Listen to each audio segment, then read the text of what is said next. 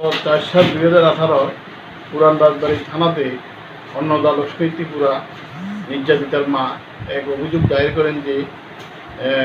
ওই দায়ের করার 4-5 মাস পূর্বে তার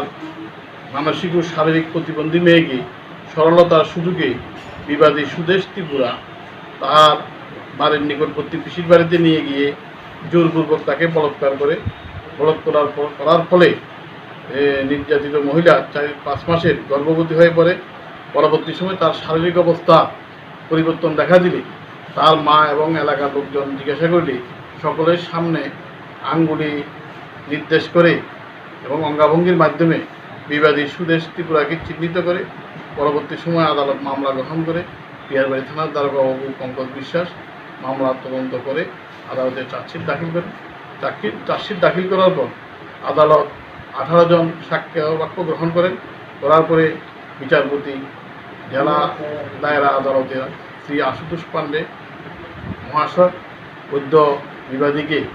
ভারতীয় দণ্ডবিধির 373(2)(L) ধারা 10 বছরের সশ্রম কারাদণ্ড এবং 10,000 টাকা জরিমানা অনাদায়ে আরও 2 মাস সাজা ঘোষণা করেন। মামলার